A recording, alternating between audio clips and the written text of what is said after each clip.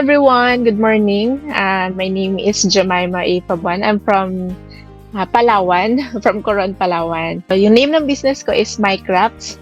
So, hindi ko na pinahirapan kasi may yung nickname ko. Kaya, then crafting yung business ko. Kaya siya My Crafts.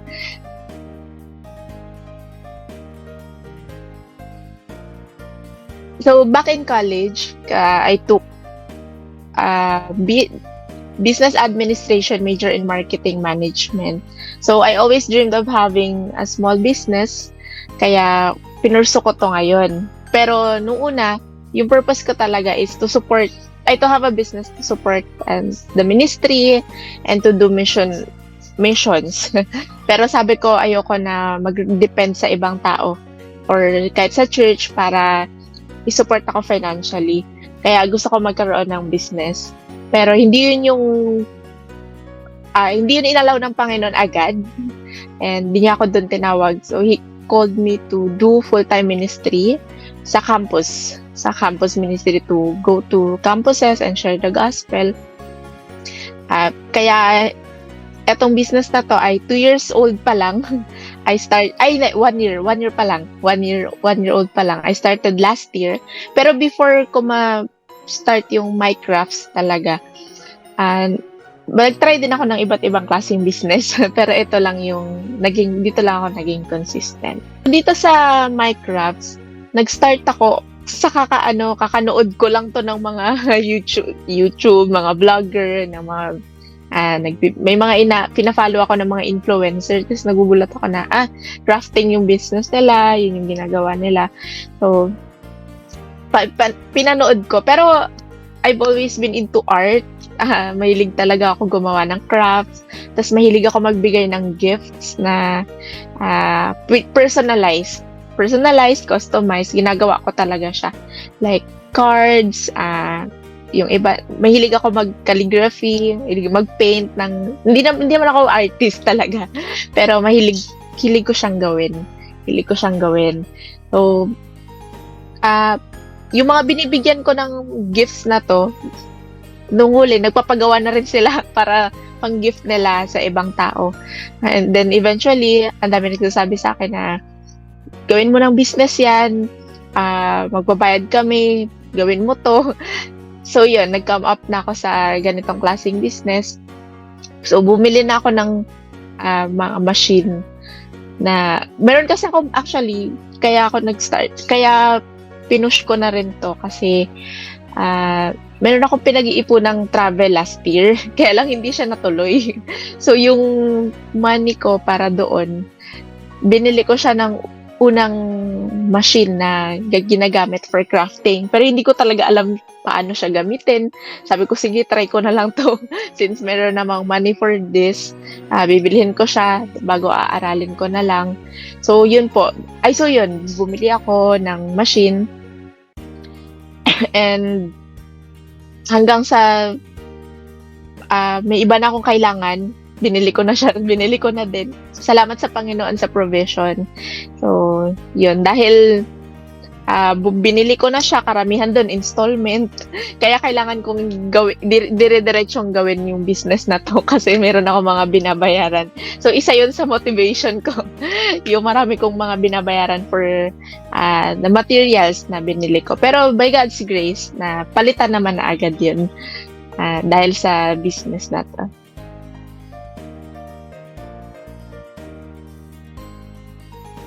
To start sa ganitong klaseng business, pwede ka mag-start ng maliit lang actually. Actually, nag-start ako before ako bumili ng medyo pricey na machine. Nag-start lang ako sa maliit na, yung mumurahin na na laminating machine. Parang worth 500 lang ata yun, yung laminating machine. Meron siyang cold at saka hot. Kasi yung initial item na ginawa ko para ibenta ay bookmarks. Yung magnetic bookmarks. So, kailangan siya ng photo paper. Kasi dati na ako merong printer. So, ang advice ko lang is kung ano yung meron ka sa ngayon, pwede mo siyang i-maximize para magamit for business. Hindi mo kailangan agad bumili ng mga mamahaling gamit. Kasi usually yun yung nagiging discouragement ng ibang aspiring business, ay nag-aspire, mag-business. Well, especially pagdating sa crafting. Kasi sa crafting, marami kang kailangan talagang gamit na bilhin. So, you can start small. For example, yun sa akin, magnetic bookmarks siya. So, meron na akong printer, bumili lang ako ng photo paper, tapos nag-start ako mag-print, and bumili ako kaya ako bumili ng laminating machine for phototap, kasi meron akong ginagamit na phototap para mas maganda yung finished product niya. Then, ganun lang. Wala nang masyadong ibang materials na kailangan doon. So, nag-start talaga ako ng small. Pero after that, dahil ang dami ng demand, ang dami ng nagtatanong ng ganitong product, meron ka ba? Ganito, ganyan, try mo to. So, kinailangan ko nang bumili ng machine na para doon. So, after ng bookmarks, nag-try ako ng tote bags, and then nagkaroon ako ng mugs, personalized, puro personalized to. So, I do sublimation, printing. So, kinailangan ko ring bumili ng sublimation printer, ng heat press, puro printing talaga yung items na binibenta ko. Kasi marami dito mahilig sila sa customized na items. Dito kasi sa Coron, karamihan ng mga tao mahilig silang mag-celebrate talaga ng malaki ang birthday, tapos magbibigay sila ng souvenirs, pero usually sa Manila pa pinapagawa. That's why nung nag-start ako ng personalized na items, nagtatanong na sila, baka may ganito ka din. So, na-encourage ako doon. Tinry ko siya. Sige na nga, bibili na ako ng machine para dyan. So, by God's grace, the Lord provided. So, nag-try akong mag-offer ng ganong items.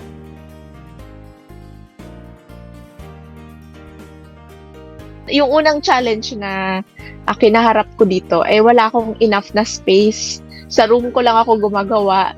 Kaya sa bahay, kaya paglabas ng sala, ang kalat na kasi nandun yung mga gamit ko nung una.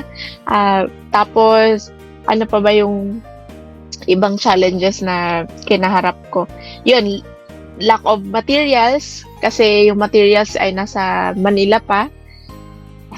Tapos, wala rin akong enough na pera para pang-initial nung nabili ko na kasi yung mga machine, syempre, kinailangan ko na ng raw materials like yung mugs, yung blank na tote bags. Parang na-invest ko na lahat sa mga gamit ko sa panggawa, para gumawa.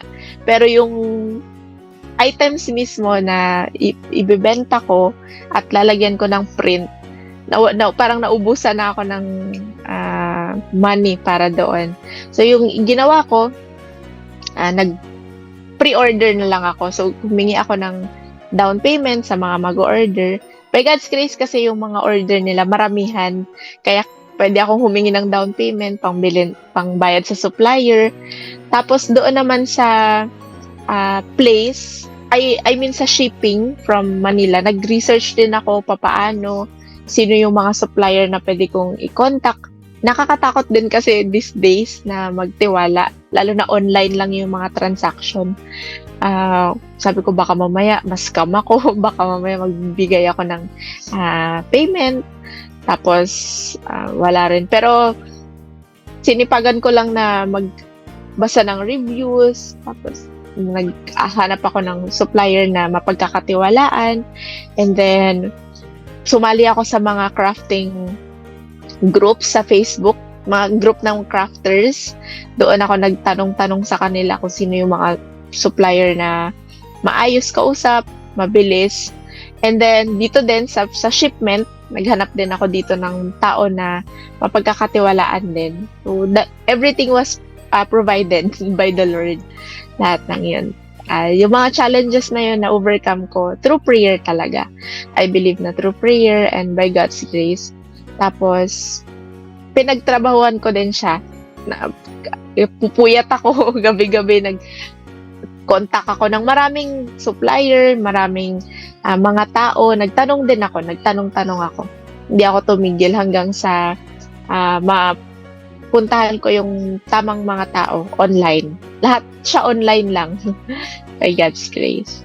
So, ayun. Yung challenges, and that's how I overcome. Merong hard work na kasama, yung faith. Hindi pwedeng tiwala lang lagi. Kailangan talaga na pagtrabahuhan siya kasi business ito.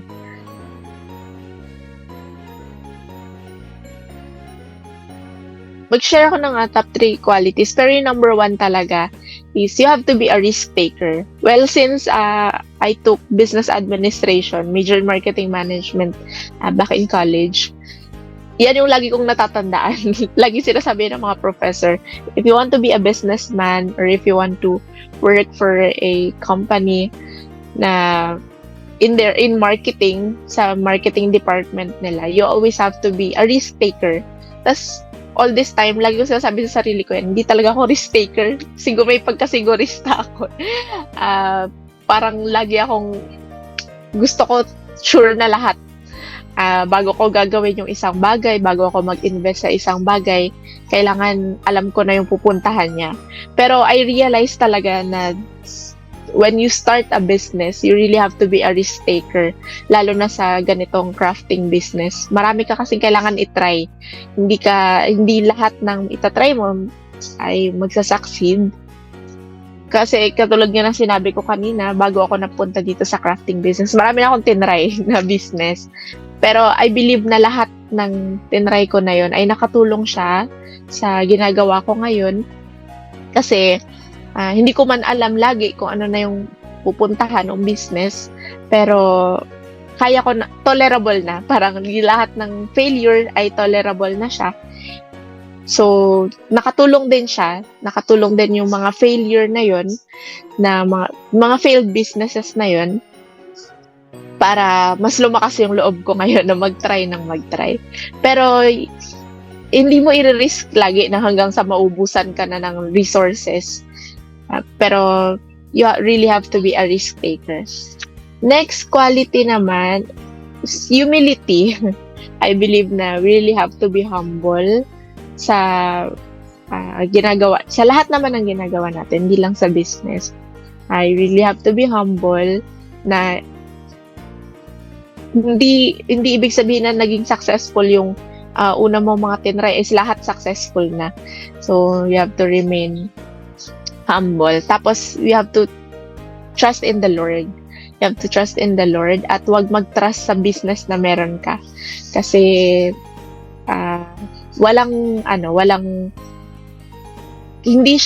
yung business kasi hindi siya laging consistent na merong season na okay siya, merong season din na wala. So, you have to be, magandang term dito? Parang flexible or ready ka lagi. You always have to be prepared sa kung ano yung pupuntahan ng business mo. Next quality is to be persevering and to be consistent. Tuloy lang na gawin yung business. Hindi pwedeng tatamarin ka kung kailan mo lang siya gustong gawin kasi meron kang binibuild na anong tawag dito? Kailangan mong i-build yung name mo na okay tong business na to, okay tong kausap. Kasi pag nalaman ng mga tao na ay hindi niya yan gagawin agad, hindi yan matagal yan, bago niya mabigay yung items, kaya hindi ka maayos kausap. So, wala na, hindi ka nila pagkakatiwalaan ulit. So, you have to be consistent and you have to be persevering. Also, last na, dagdag ko rin dito, dapat lagi kang merong fallback. Lagi kang merong fallback. Hindi ka lagi mag-depend sa isang business lang or sa isang bagay lang, sa isang item lang na ibebenta mo. Pag nasa crafting ka, dapat lagi kang merong itatry na bago. Kasi may season na ito yung mabenta, meron ding season na ito yung mabenta, yung item na ganito.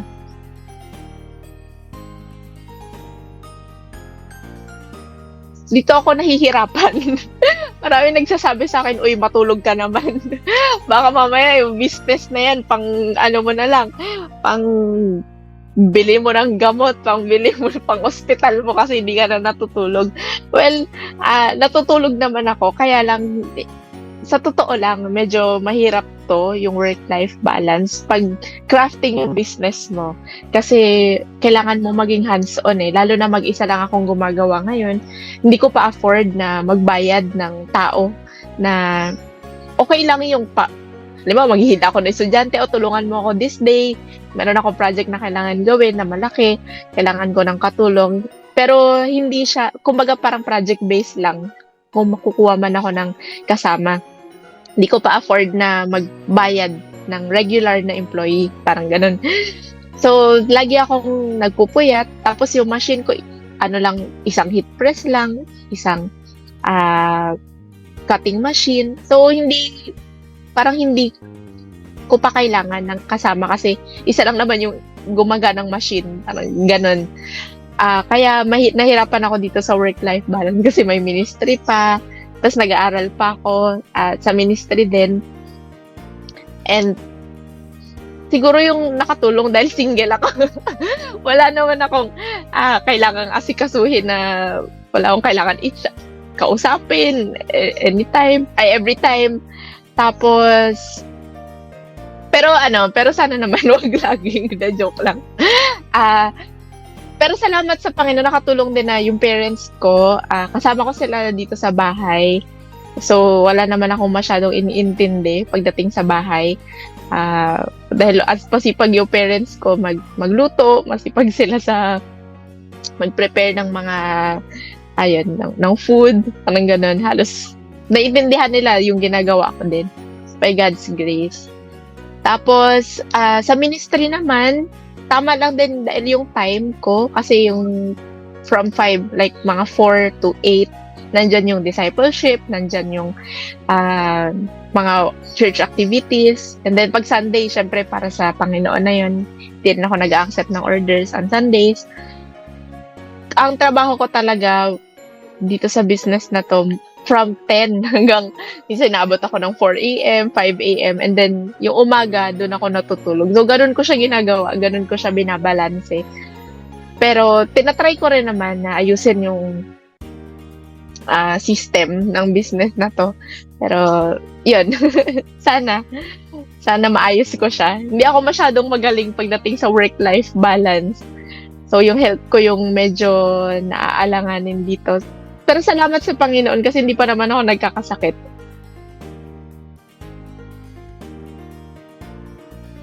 First, students na pa-college na, isa kasi yan sa sa dilemma ng mga estudyante ngayon. Mula nung nagkaroon ng K-12, I have observed na ang daming estudyante ngayon, hindi na nila gustong mag-college kasi gusto na nilang mag-work. Well, dito yan sa Coron. Dami kong nakakausap. Even my disciples, hirap na hirap sila sa course na pipiliin nila. Meron kasi na iba, meron ng gustong course yung parents nila for them. Tapos ayaw nila. Yung iba naman, wala talaga silang maisip. For me, parang ako din, based on my experience, sabi ko nga, pag binabalikan ko ngayon, hanggang ngayon, hindi ko alam yung course na gusto ko talaga. Pinasok ko na lang yung business ad kasi nga, feeling ko yun yung madali. Yun yung hindi kailangan ng math masyado.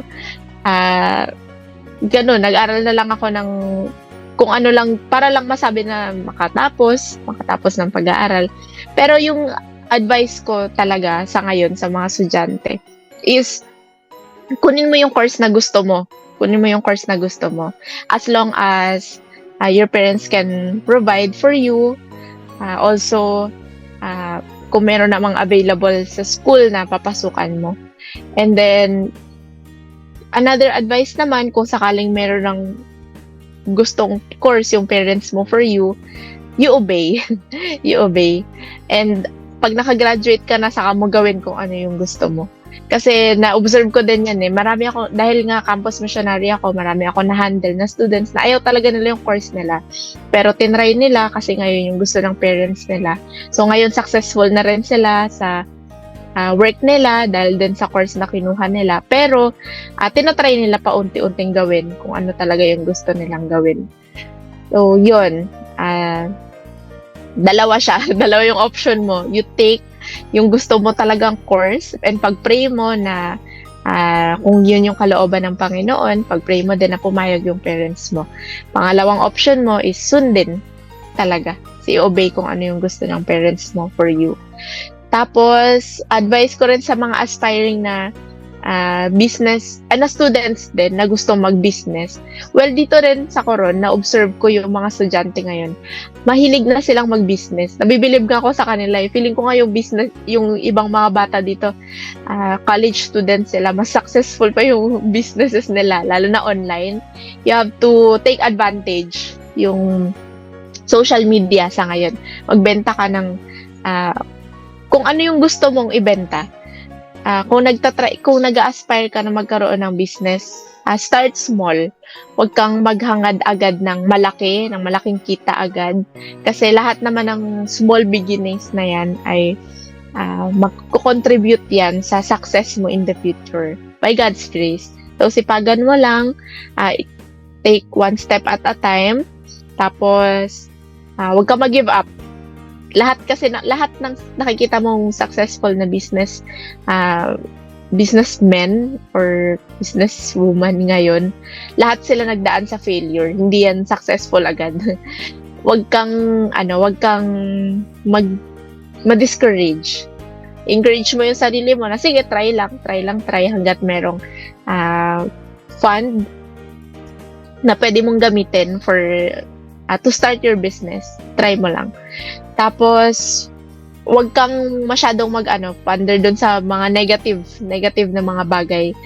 Lagi kang manood ng videos ng mga vlogger when it comes to their business, kung paano ba sila nagsimula, kasi ma-encourage ka din sa kanila. And, of course, you have to trust in the Lord and do not trust your own ability. Tapos, lahat ng ginagawa mo, you commit to the Lord and the Lord will bless you